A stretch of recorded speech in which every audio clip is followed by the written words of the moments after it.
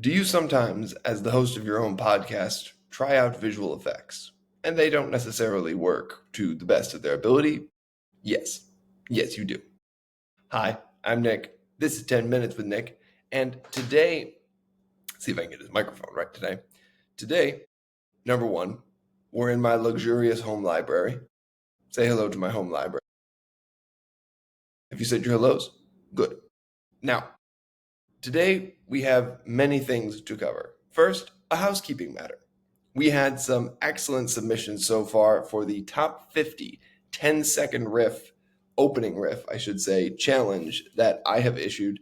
Thank you to everybody who is participating, who is continuing to participate, who is putting themselves on the line and in the line of fire, because I'm relentless. I have no rules and I have no soul. Just kidding. I do have a soul. It's protected by God. Thank you, God. Anyways, the hard part about issuing a challenge is that the challenge and the full rules are not entirely on Instagram, where most people watch clips. They're on the full video on YouTube. So to Justin, my good friend, my Assyrian brother, your submissions pose a bit of a problem. Because yes, Mad City by Kendrick Lamar is 100% an iconic opening, but it significantly violates one of the most important rules of the challenge. It has to be all instrumentation. And that is almost entirely lyrical. If you'd like to debate me on whether or not those rules should be changed for the genre of rap, feel free to come on the show. You are so challenged. And that was a pretty light mocking because Kendrick Lamar is pretty dope. Anyways, it's bothering me that the headphones aren't staying in the frame. It's really bothering me. You gotta know how to use this green screen thing. It's really, wow, that's weird. But okay. So most of this week, we've been doing a bit about a good friend of mine, Ashley, and 10 minutes with her, we've been talking about mostly her dating life. And in that segment of about a 40-minute conversation, there was about 3 or 4 minutes where I roasted her for having preferences. And I made fun of her for the preferences that she had, one of which was the height of a man. Someone in my life said to me, Nick, you Dumbo. You too had preferences. Now you're dating someone who violates your preferences. She was right. And so in today's episode, I'm going to explain my own preferences and how they're sort of, I've learned they're dumb. I'm going to roast myself. So, to roast oneself, it is best to separate oneself from oneself so that you may actually have a conversation with yourself. Normally, I'm having a conversation with you, the listener. Today, I have to have a conversation with me, the dater. Anyways, let's just give this a little shuffle here so I can do this more appropriately. Nick, welcome to the show. Hi, Nick. Thanks for asking. For the viewers at home, I'm not going to do that the whole time. That would just be exhausting. So, Nick, I understand that when you try to date somebody, you have certain things you prefer. What's a key one of your preferences? You don't date moms. It's an interesting preference. Why do you hold that belief?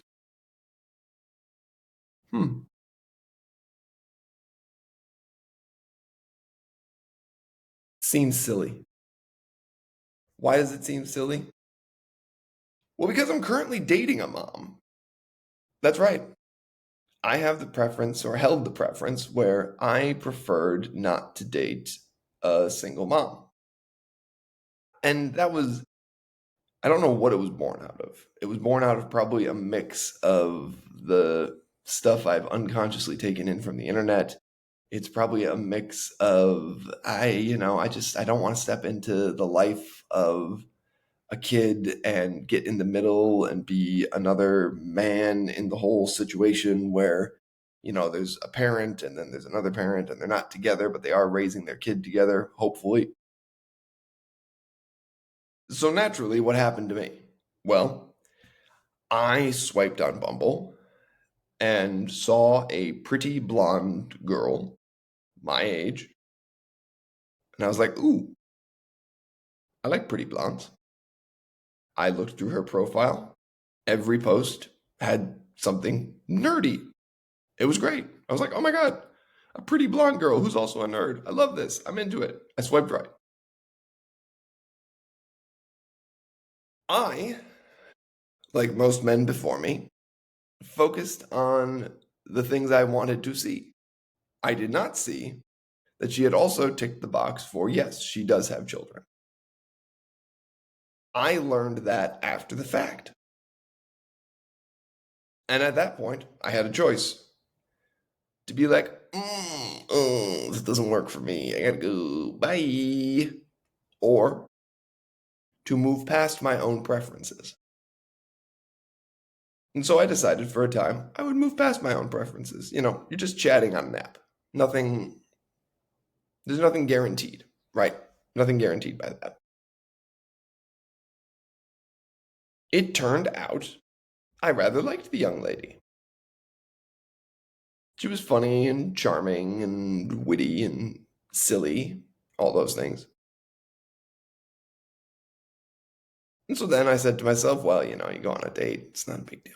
Yeah, you go on one date, maybe it doesn't work out. The first date was a hot mess. It had nothing to do with the kid. The first date was a hot mess for various reasons. Second date was much, much better. But I went on 2 dates with this person. I was like, oh, huh. My thoughts about a single mother aren't really correct. I was learning. I was evolving. Now that's not to say that I am evolved. I'm not Pikachu into Raichu. I evolved. It was part of a growing journey. Okay. Third date comes around. It went swimmingly. Fantastic. Okay. So then I went home for the holidays, and then I really had a decision because I got to kind of sit in it and say to myself, is this something I really want? To date a mom? And that's sort of when something kind of clicked into position for me as a modern evolved man. No, it just clicked into place for me. What clicked into place for me was that you're allowed to have preferences. They exist. You have them for a reason, usually based on some type of life experience or something you're trying to avoid, something you've seen, whatever. But the person behind the preferences is more important than the actual characteristics themselves. The person is more important. And if you get so caught up in your preferences that you can't see past them, then you're gonna miss out on a lot of pretty amazing people. And I didn't intend for this to be a very serious, slow, low conversation, but it's become that. And I don't know how to stop. Look, Nick beforehand deserved to get roasted for that. But he deserved to get roasted for that because we're just disappearing in and out of the bookshelves. He deserved to get roasted for that, not because he held a preference, but because if he had stuck to his preference, he would never have met this woman, who was a lovely, charming, and delightful woman. He would have missed out.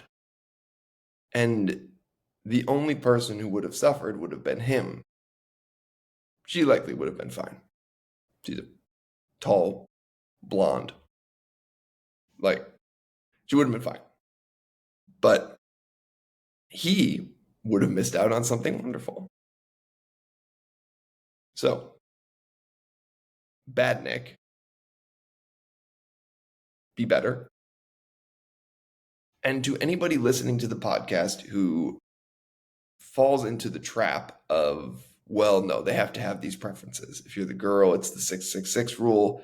If you're the guy, it's the you must submit rule. We'll talk about biblical submission at another time. That's a topic that definitely needs further discussion, falls into the dating category, and we need to discuss what that is because that's carefully constructed by God to work, but it's not what you think it is. I've talked about it before, but biblical submission is not what you think it is. But to those of you who have preferences, you're allowed to have them. Keep them in the back of your mind. But those are the things to keep in the back of your mind, not at the forefront. Ladies, if you have a height preference, I get it. I know you want someone above that height, but there might be somebody amazing waiting an inch or two below. And guys, if you want a girl who's 22 and you're 32, why? But also, that's 10 years of people in between who you're missing out on. That's my take. It wasn't really a roast of me, but it was more of a frank discussion of what preferences make us miss out on. If you liked it, please subscribe. The button is around here somewhere. Watch the other videos. I talk a lot. I talk with people. I'll be talking with more people as the year progresses. And otherwise, I'm Nick. This is 10 Minutes with Nick. Have a great day.